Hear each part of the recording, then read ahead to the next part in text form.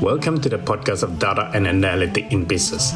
We will learn from the leading industry experts using data and analytics to solve the problems and create values in practice. We will also learn where the industry is heading to and how data and analytics will shape the industry in the future. Most importantly, how they are preparing their business for digital transformation and disruption in the future. I'm your host, Jason Tan, and thank you for listening. In this episode, we have got Steve Nouri. Steve is the head of data science and artificial intelligence at the Australian Computer Society, ACS. ACS is the industry peak body for IT professionals, and it has more than 42,000 members who work in a wide range of industry in Australia. Steve has also been recently awarded as one of the finalists for LinkedIn Top Voice 2020. Now, with that in mind, Steve and I discussed about the importance and how the data analytic professional could be building their personal brand as well as building their own professional network. This includes the tips and tactics in both online and offline space. Last but not least, Steve discussed how he and ACS are helping organizations in upskilling their workforce that are future-proof with the expectation of disruption by AI in many industries. If you want to learn how to build your personal brand as a data analytic professional and how to upskill in your organizational workforce, this is the episode you would not want to miss. As usual, if you have any question for me or Steve, send us a voice message. I hope you enjoy. Hi, Steve. Thank you so much for coming on to the Analytics Show. I'm super duper excited to have you here. And I tell you what, I have you to close the year by scheduling you to be the one appearing in the last episode of the year of 2020, an exciting year that we have had.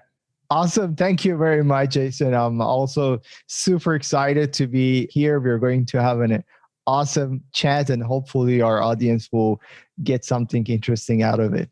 Certainly they will. Now, I wanted to start by congratulating you as a finalist for LinkedIn Top Voice 2020. And that's really great and exciting news. Would you mind to share with some of our listeners about that? Thanks, Jason. So, yeah, you're right. I was also shocked and super happy when I received a message from LinkedIn that I'm finalist for Top Voice 2020.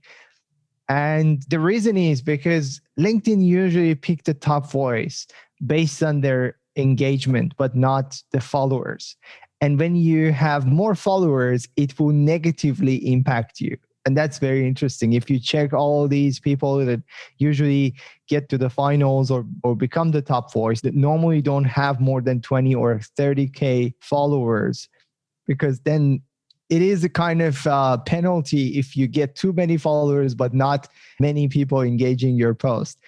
And for me, after getting like 270K followers, I was like, there's no way for me to reach that number of engagement that will make me shortlisted for Top Voice. And when I received that, I was like, oh my God, it means that somehow people are engaging and liking my post that makes LinkedIn believe that it's a good ratio.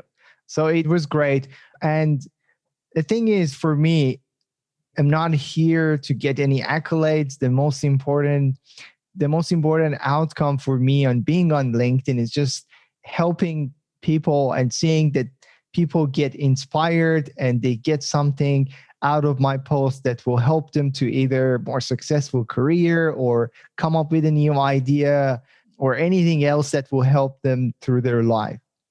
Yeah, I can see that in a lot of your posts. I'm going to go into the details a little bit about that one later, but I have been following you quite a little while now, Steve, and I have to say that the engagement from your follower and your audience on your post is actually really good.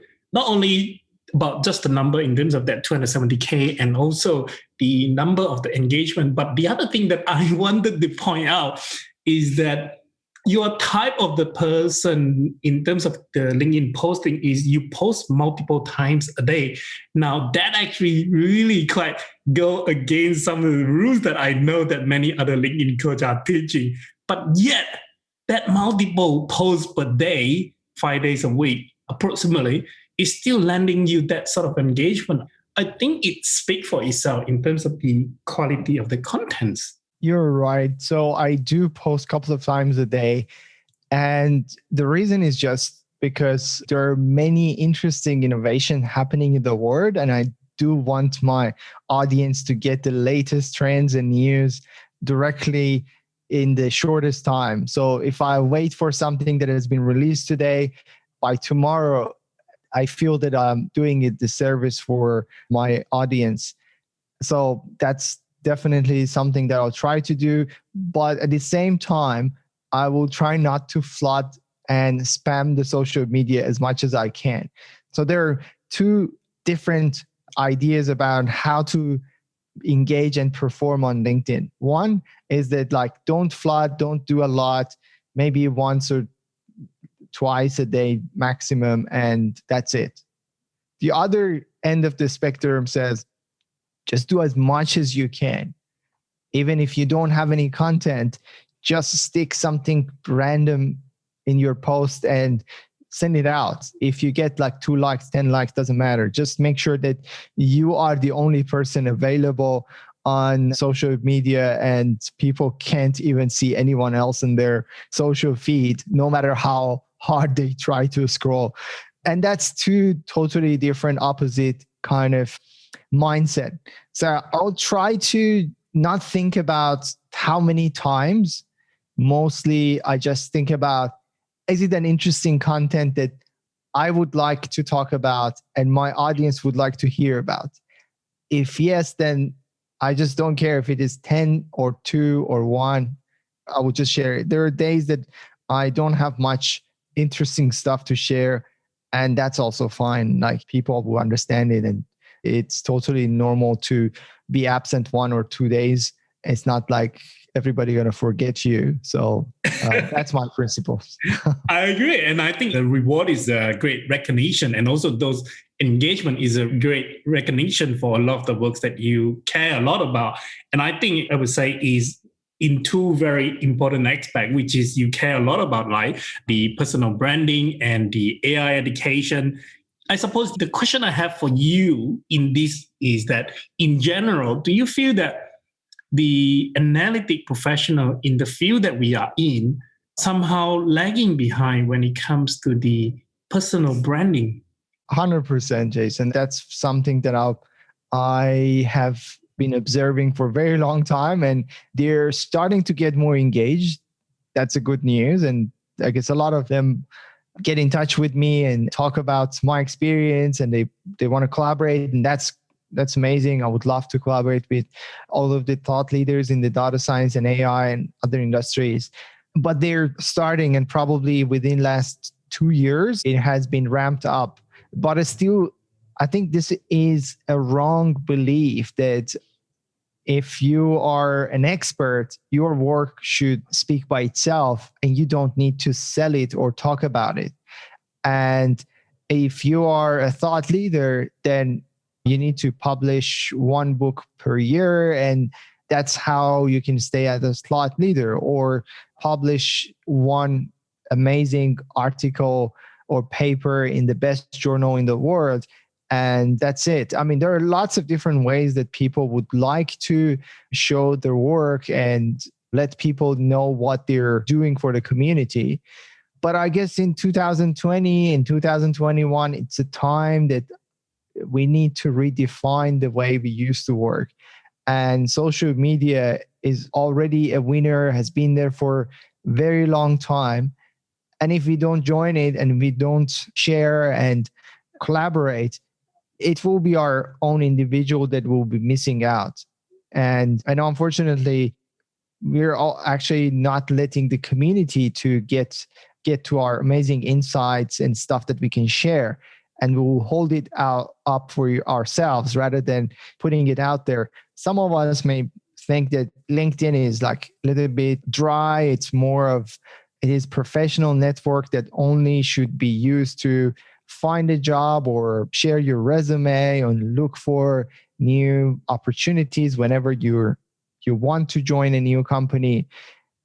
And that's also another huge mistake, which I think the thought leaders are kind of getting away from it, but still there are lots of things that we can do and we should do to become more current and active. I agree, Steve. Now, what would be your suggestion for the aspiring professional or the professional in the data science to be more visible in the industry and also building their personal brand?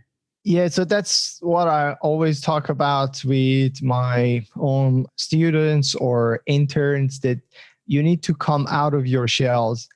It's not about being expert first and then start engaging on social media. Social media is not designed for only influencers, the one that has this blue icon at the end of their name. So that's not only people available, and those are not the only people that are there to share their insights. What I always encourage people, especially data scientists, to start sharing their journey, whatever that can make a discussion and that can add a value. That's the most important goal, right? Add value to your community, because you will get something back out of that interaction. That's the two-way interaction. It's not symmetric that will instantly give you a reward, but that is something that will accumulate and you can get the result sometime later, but this is definitive result and it will happen. So what we need to do, we need to start thinking how we can easily add value. And for a person that is not a thought leader or an influencer, there are lots of different ways. If you're learning a new skill and you found a really good resource, that's a good way to start. Also, I guess sharing other people's posts, engaging with other people's posts. This is something that we are all missing here. I remember I posted, I think it was 2 years ago, my post was like, a lot of people believe that by interacting with one post, they're giving away Medal of Honor or some kind of accolade to the author or writer. So they're kind of reserving that like or thanks or I don't know, a comment. They're just hesitant to engage. And actually, this is something I'm sometimes guilty of doing it. I sometimes check people's activities and then try to understand like how much that person is active and adding the value to the community, because I would like to engage with people and I would like to understand more about the social media. So I can see some senior professionals and executives, it has been months that they hasn't been active or actively interacting with anyone. Like literally the last time they liked a post was like 12 months ago. And that was a post from their own colleague or somebody praising them for some project. And that's it. And that's the way they are interacting with the others. And this is not the best way to stay connected on social media and get some return. All right. So if you're beginning your journey, I would say take time and put even some kind of milestones. For example, let's like 20 posts a day and let's comment 5 times a day. That's a milestone for you to start. There is no sharing in this. It's liking and post and commenting, no sharing a post. Okay. So don't get scared about going out there and being exposed as not a thought leader in the field. And that will be a good way to start. You will get a lot of visibility out of it. You never know how many people will see you because of your interesting comment under a very interesting, engaging post. And that's why some of these very, very intelligent marketing experts, they find these people with high engagement and they will like and comment within the first couple of minutes. They will actively do this. It's not something random that they are commenting on every interesting post. And it's like, this guy is so genius. He just finds the right place, right time. No, that's not the case. They're actively monitoring the space. They understand these 5, 6, 10 people are super engaging, make super engaging content, and they wait for their post daily, scrolling, clicking, checking their posts and see if there is anything new out. they would write something meaningful, interesting, and engaging under the post, and they get a lot of visibility by providing some value to that particular post. So that's also one way for people to get results. I guess that's the easiest. I agree. And especially in the B2B marketing space, I think people, or even for someone who have a career as a data scientist, I think they don't necessarily come to fully grasp the idea that there needs to get themselves out there to be visible in the marketplace entirely. And the other thing I probably would equally add on to that is it is actually a good opportunity to practice without throwing themselves 100% in, but practicing that whole public speaking skill, relationship building skill in terms of just by engaging, right? Yeah, totally. The soft skill is, I guess, the most important skill for a junior professional. I can testify, if you come to me as an intern and you don't know much of the Python programming, yet you have all those soft skills that is needed, like problem solving, analytical thinking, and intelligence, and you know how to learn and you're quick with it, the smart person, you are the best intern ever. I agree. Now, also in one of your posts, which I wholeheartedly agree with, you mentioned that this equally applies to the senior professional. And you are suggesting that, which I observed that as well, is that a lot of them are becoming more active on LinkedIn. I think especially in the year 2020, I can see there are much more activity on their LinkedIn profile. Now, share with us about your observation and perhaps some tips for the listener who are the senior leader. I think one of the things that I noticed, and I am sort of like putting myself in their shoes, is who are the senior leader, is that perhaps they have this concern of leaving the digital footprint on the internet, and that could bite them eventually. Yes, always you. So that's something, to be fair and honest. I was a little bit concerned when I went on social media sharing my own insights, especially I started sharing my own insights a little bit later. So first I was only sharing interesting things from others and there was nothing added from me. So there was less harm done. But I started sharing my own insights when I had more than 100K followers. And then I was like, all right, so here we go. If something goes wrong, it will be seen by many, many people. So better make it right. And there was a lot of pressure. And I remember I learned a lot from those experiences, because there will always be negativity. There will always be haters. Somebody will disagree with you. And there will be trolls as well, that they don't care whatever you talk about. They'll find something, a typo, there is something missing, that they will kind of change the course of conversation to something meaningless. So I learned a lot from all those experiences. I learned a lot, and I'm totally a different person right now through these experiences. And for senior professionals, I can just tell you that this is the reality. LinkedIn is becoming more and more like social media network that people share content. And the trend kind of started after Microsoft buying LinkedIn.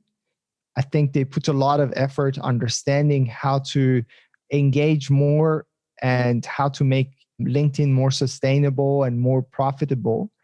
And I guess one of the models was having more engagement, bringing more original content, and shifting from kind of an online resume to interaction-based kind of platform. And then they changed and modified their algorithms to incentivize activities, and kind of the outreach is totally different on LinkedIn right now. You will get a lot of organic reach by sharing something interesting. It is not possible on Facebook or somehow Twitter to get the same kind of visibility super easily and win a lot. this has been something Gary Vee has been talking about so long time, and a lot of other social media experts, whether you agree with them or not, they've been talking about it. And this is the reality. So I guess a lot of senior executives also sensing this opportunity, and they know that this opportunity, this door is not going to stay open for a very long time.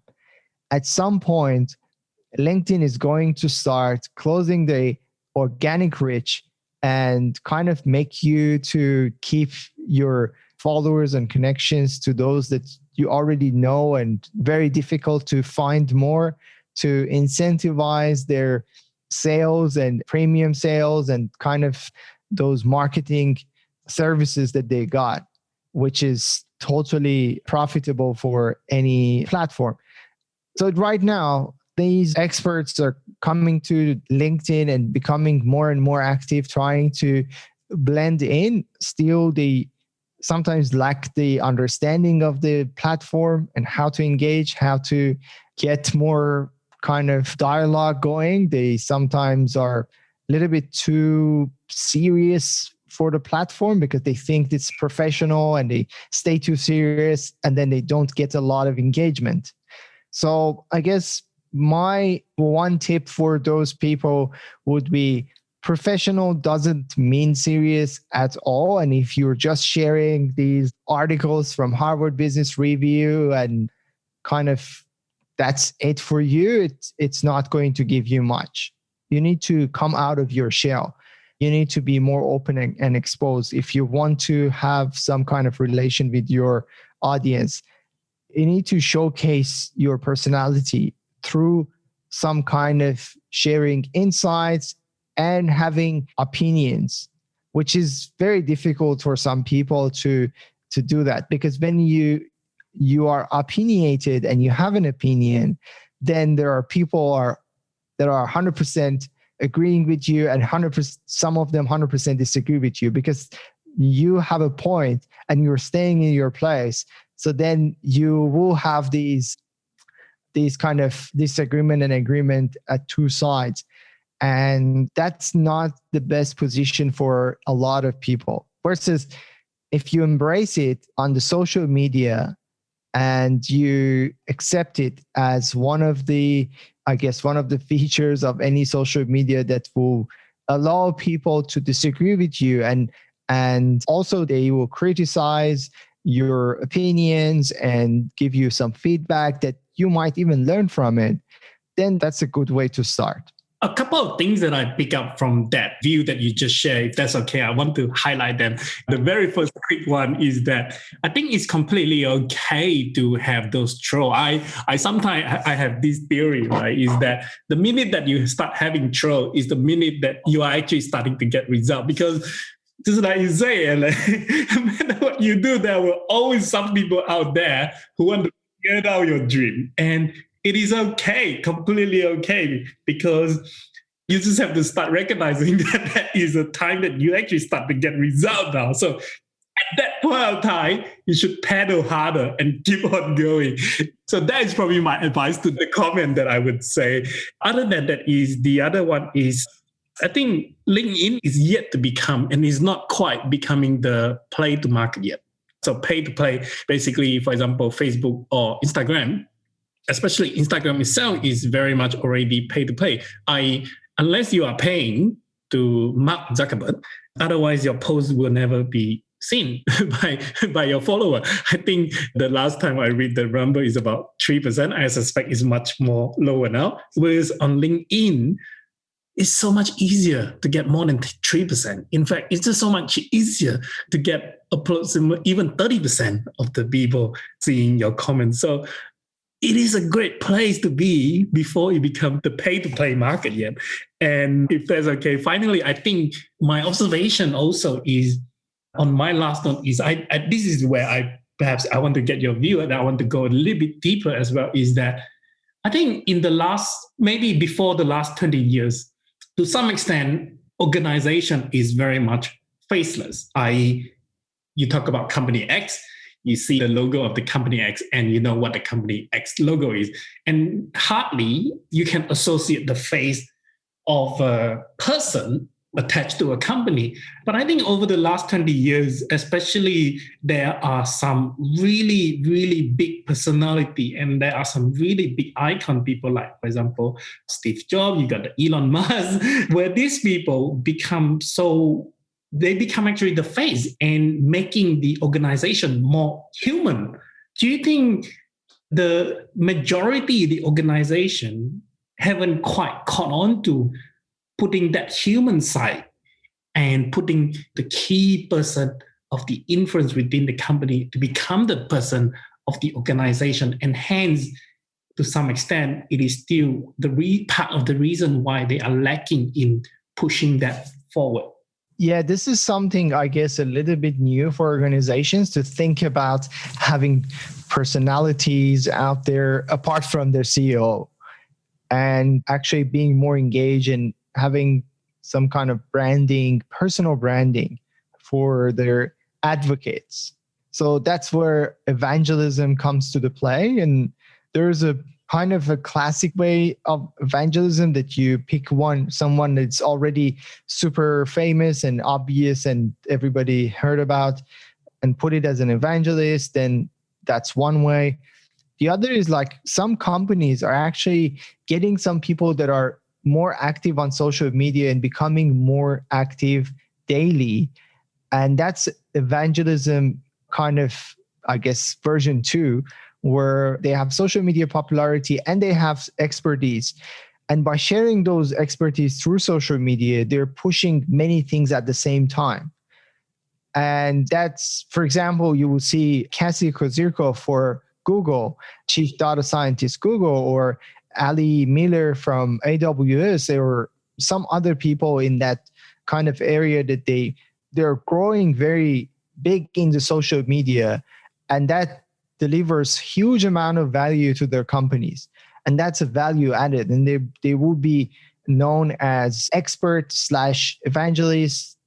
They're doing personal branding in the right way by some sort of educating the community, which is one way of making the interaction and relation with your audience. Now, on this note, I know that you have a social media course to help the data analytic professional to gain their visibility and to get better in terms of building their personal brand. Do you want to give a special mention about this? And also, I know you have that already released. Is that correct?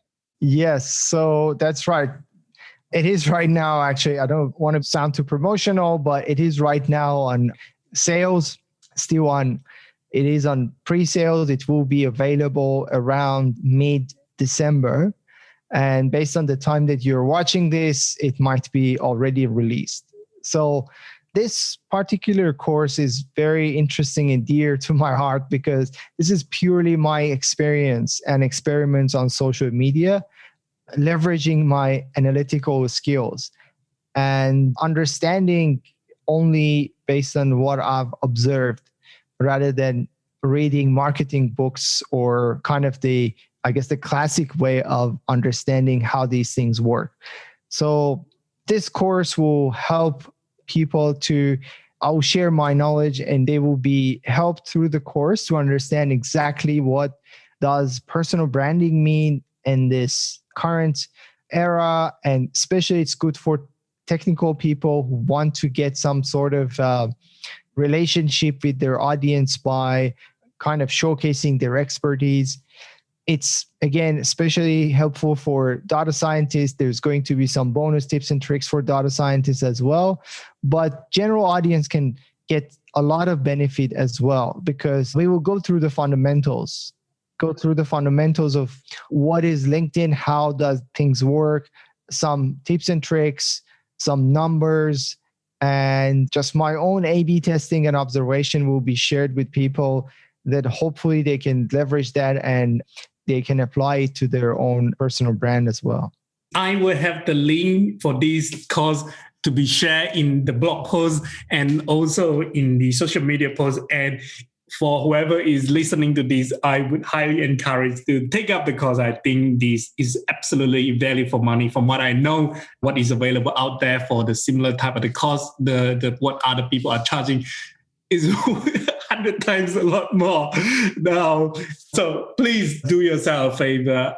Don't be just a practical guy, but build your soft skill. Now, continue on that journey. One of the really things that I found, and I so agree when I was doing the research to prepare for this interview, is that you suggest that the personal branding, and also I know we have been talking a lot about social media, LinkedIn, but the reality is, like you say, personal branding, networking doesn't have to be just about posting or commenting on LinkedIn. And in fact, it can be built from the hackathon and the meetup group, which is actually how you get started, right? So how, in your own word, could you mind to share with the listener how important some of these hackathon or the meetup group can play for their personal branding and networking and to build their career? That's right. Thanks, Jason, for touching on those points, because these are also super important for a professional to kind of be engaged with different tasks, diversify their engagements across different branches. So when I was, I guess, maybe 5 or 6 years ago, when I was thinking about personal branding, and it was way before I was engaged on social media, I was thinking, how can I showcase my expertise and involvement with the community? That was the main goal. And just understanding where you can find some similar people with a similar mindset, gathering for a good cause. That was the mission. And meetups and hackathons were kind of two of them that I targeted, participated in around 12 hackathons. And these days I'm kind of retired, but I'm still helping people to run hackathons and mentor and organize international hackathons, global hackathons in different areas. And meetups also were a really, really good way to engage directly with people face to face, talk about something you're passionate about, and help people to learn something from you, which will help you to learn things better. That's a key point. Learn things by teaching them. If it is something technical and so complex and difficult, make sure you can find someone and teach them that particular subject. In that way, you will force yourself to learn it in and out. And that was something that I did during my studies by being a peer mentor and peer tutor for some other students, teaching something that I learned literally in the previous semester. That helped me to get more of in-depth understanding of those stuff that I've missed before during my studies.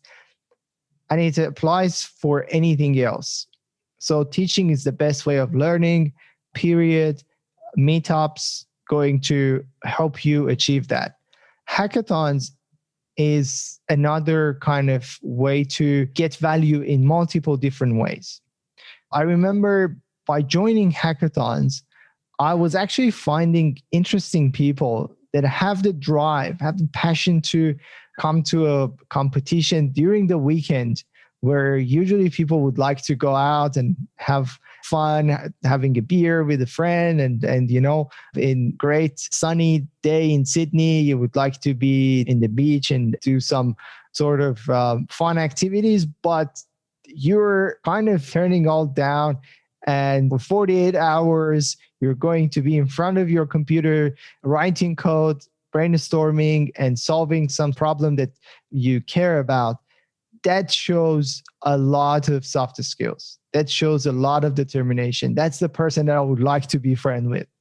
And I actually found a lot of interesting people that I'm still friend with, and they're super successful in their career.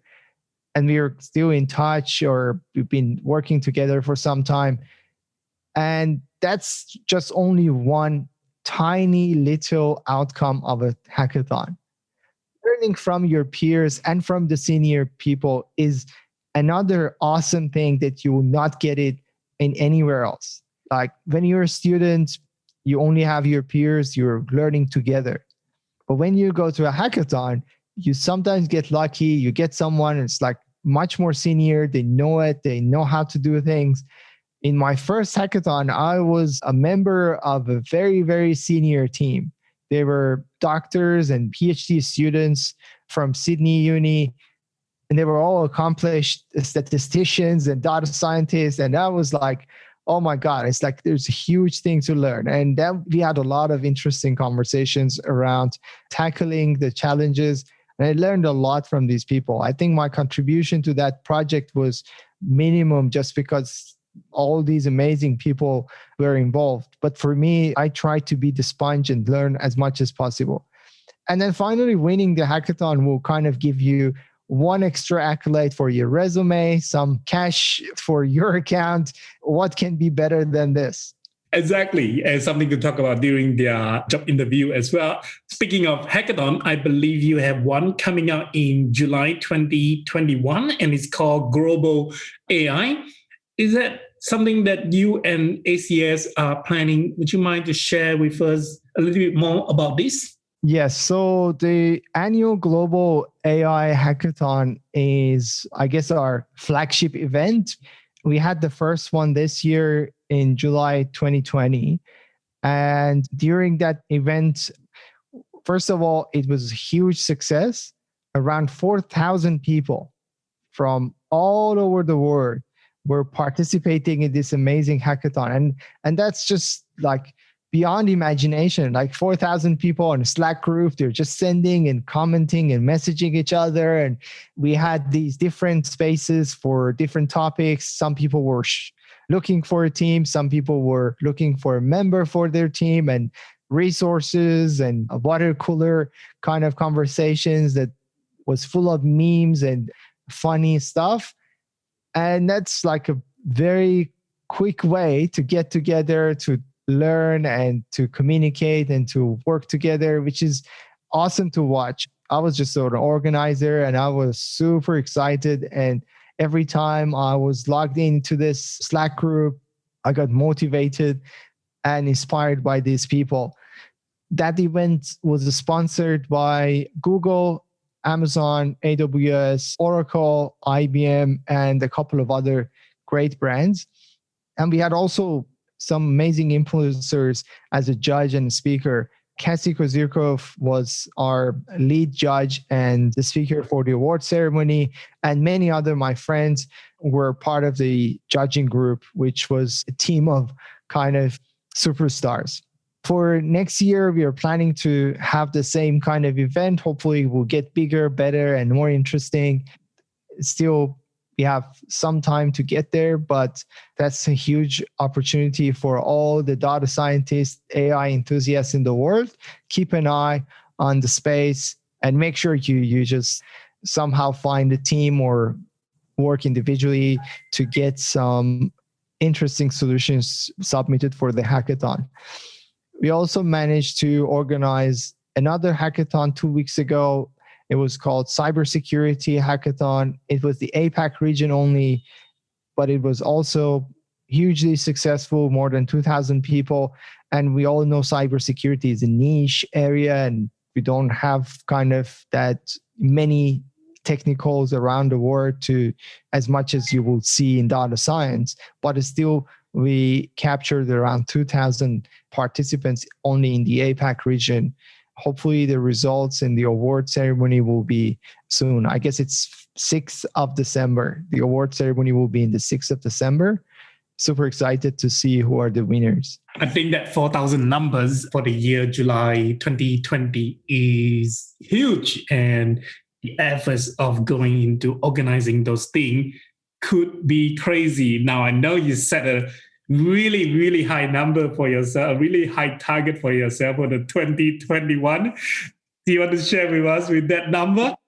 We would like to have 10,000 people in the Slack group as the participants, mentor, and in general involved with this hackathon. So 10,000 is a number that we are looking for. It's a big number, but we think we can achieve that. 10,000 into Slack. Now that is a crazy number. Slack, if you are listening, please become one of the sponsor because Steve is bringing 10,000 traffic to using Slack. Now let's get a look into your main professional focus. Could you please tell us a bit more about Australia Computer Society and your role as the head of data science? Yeah, so Australian Computer Society is a peak industry body representing IT and ICT professionals in Australia. And by that, it means that they have monopoly over many services like accrediting university courses, assessing professionals, those that are going to immigrate to Australia or internally they want to get certified as a professional. We run many events and we also collaborate with government on policy making, decision making, and we also generate frameworks for professionals about data sharing, data privacy, and many other IT related frameworks. There are other events that will help professionals to be more successful in the career. It can be upskilling, workshops, learning, networking, and somehow bringing together the community. So my role as a head of data, so I have two hats at ACS. As a head of data science, it's an internal role looking into data analytics, taking over data analytics, data governance for ACS as a company, as an organization, which has around 50,000 members. And these 50,000 members will interact with many things, with events and online assets, and understanding these trends and getting a better view of our customer is a key for ACS. At the same time, head of AI community development in Australia, which is kind of an evangelist role. And for this role, I need to think about the community. How can I help the community to work together, like kind of building the ecosystem? It's an interesting one because I get to go around the Australia. I mean, like before COVID, going around Australia, talking to people directly, running workshops and participating in kind of different events. The major goal for that role will be helping these people to understand the importance of AI and data science, and also bringing more of the learning material and opportunities to them. And I think this is one of the educating people about the AI is clearly one of the role that you play, and also the passion. And I think it is great that you guys are doing that. I suppose apart from running those events, it is so great that you guys are helping to upskilling and preparing the current and the future workforce in the data science. And I suppose the question for you is then, do you think we are ready? And do you think we have done enough to be building up that workforce that is ready, who need to take on the challenges of the AI and the data science that will be required of them?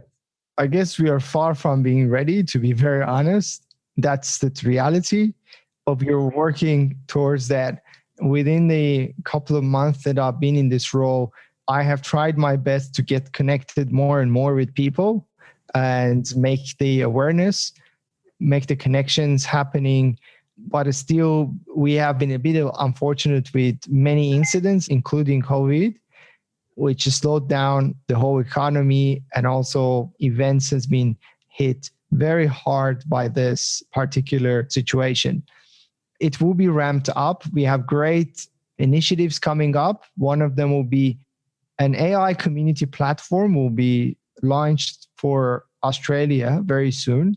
I'm going to still keep the momentum because it hasn't been kind of published publicly anywhere. So it will soon be announced. The platform will be ready, and that will kind of be some kind of online platform that will help drive the community more effectively, and it will definitely will not be hit by any pandemic. So we can always make sure that the relation and collaboration is happening smoothly. For the organization that want to be future-proof and start in investing in AI, what would be your advice for them in terms of upskilling their workforce?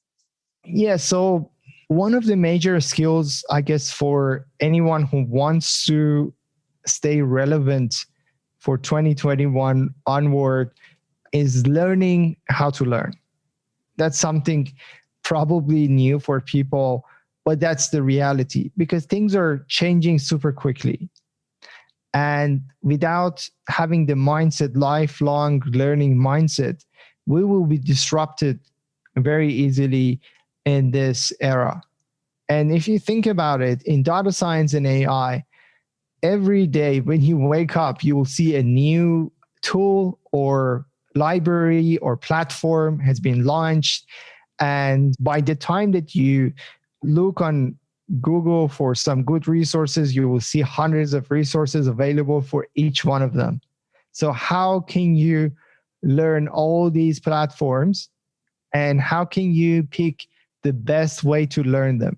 That's going to be the challenge of people in the next era, being super flooded with noise and lots of opportunities to learn, but kind of having a fatigue and not understanding how to move forward.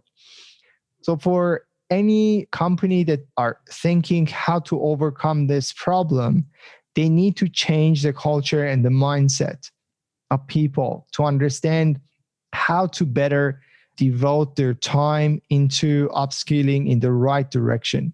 And they can be, like these companies, can be catalysts and can think about the better ways that they can leverage their money and time to bring the best resources for their own employees. And it can be through brown bags, it can be through some workshops, specific workshops run by thought leaders that is free and available for employees, or it can be some paid kind of opportunities that employees can pick their own way of learning, because people are also different from each other, right? I might prefer books, you might prefer blogs, and somebody might prefer YouTube. And that's just the reality of these days. People are different and they have different preference of learning. So I guess in the nutshell, it's just making sure that they change the culture and they develop the soft skills of lifelong learning, and they devote some time for their employees to upskill and stay relevant and current. I want to come back to that one later and go a little bit details. But before that, I want to ask you if the organization are interested to engage you or ACS in running workshop, especially for the employee, what is the best way for them to engage you and ACS? So ACS has different functions, and one of them is the education function, which is doing workshops and running these kind of events for partners or companies that are kind of collaborating with ACS, so they can easily contact the education team, or they can contact me directly if it is relevant to AI and data science, and we can think about how we can collaborate, because sometimes we even tap into our members for workshops, or even a third party kind of organizations will run some workshops. So it's not always ACS making content internally. We usually will kind of interact and liaise others to be more active, and they would provide the content for ACS, and ACS will be the publisher for it. So there are kind of different ways to do it, but it's based on the case. We would love to hear if anybody's interested in collaboration. Absolutely. So early on, we talked a little bit about the upskilling the workforce and also this education. Now, I know that in the early part of the conversation, you mentioned that ACS also is involved in the policy making with the government. I suppose my question for you is that in some countries like Israel, the government is actually investing a lot to help stir the development of the AI as a sector in the global present, because they want to make sure they are staying at the forefront. In your view, what role can the Australian government play in this space? Yeah, you're right. I do believe that Australia as a country is a little bit behind the competition in the world. And that's not only, I guess, the government, also the mindset is a little bit conservative, like investment mindset is a little bit conservative. And that will not allow risk to be kind of distributed among the stronger kind of entities like government and investors. And that will be more towards the entrepreneurs, and they should take care of most of the risk, which will kind of demoralize people to jump out to do something outside the box. And it will more incentivize the people that just following the norms, especially the corporates that are already pretty much set and they're delivering some services in a classic way. So I would say there's a lot of work to be done in that regard. The R&D tax was a really good initiative forward. It's an old one, but it had some kind of bumpy road, kind of went backward at some point. And we hope that it will be helpful in the next year. There are lots of different grants, the AC grant and the MVP grant. They're all targeting different stage of the startups. But I guess there are still like more from the public sector and the government to play in this regard. And especially the investment, if you look at the numbers, it is not even close to top performers in the world. And if you think about, I guess, all those different positive kind of incentives that you can get in US or Israel, it will make it very difficult for Australia to stay competitive and to attract more of the smart people, smart entrepreneurs with great ideas. Even some of them that will come up with something interesting, they will migrate to other countries to expand and to get more of all those benefits. But it is a fundamental thing that we need to work. There are lots of good initiatives happening in Australia in general, like AI hubs and government initiatives, the skills organization, and Cyro also doing a lot of work in helping deep tech specifically. And some of the venture capitals are becoming more aware of deep tech and in investing in something that will have some kind of, with a growth mindset and some kind of long-term return. But specifically, I would say it's a little bit of culture shift that we need to think about. I think I could still hear quite a bit of good news in there. And I think looks like we are progressing further. So that is great. Now, this brings us almost to the end of this conversation / interview. These are the two questions that I always ask my guests. Number one is, what is your most important first principle? That's a very deep one. I guess adding value first. That's the most significant first principle that will have a great kind of return in my life. And I have received a lot of great outcomes out of just delivering value without expecting. And that's why it is a drive for whatever I do. Always, I'll think about that as the most important, I guess, first principles. And also the other one is, I guess you asked for one, but I would say I have pretty much two that are, both of them are very important at the same time. The other one is just question everything, like question everything that you might think it's fixed or it is assumed. There shouldn't be much assumptions. And by questioning everything, you might find better ways of doing it, better results, better way going around it. And don't just conform just because many people are doing it. So I agree. And a lot of time people are rewarded by willing to question the things that seems to be the norm and that is proven in the history again and again. Now, my final question for you is, what is one book that you have read and thought it would have been better for your younger self to have? I guess there has been a lot of them. And when you say one, it just makes it very difficult because then I need to just in my brain tell the others why you're not being picked as the winner. So if I want to choose one of them, The Art of a Start by Guy Kawasaki was one of the books that I really wanted to read and learn when I was very young and wanted to be entrepreneur. Like around 20 years ago. I wish I had it. I had that. And that kind of teach you the mindset of being entrepreneur and how to, for example, how to risk more and don't be afraid of failures, or all these things that we want to understand as a person who wants to start a risky business or start a new project with a lot of unknowns. And that was something I've been struggling when I was very young, very, I guess, afraid of making any mistakes and doing any risk.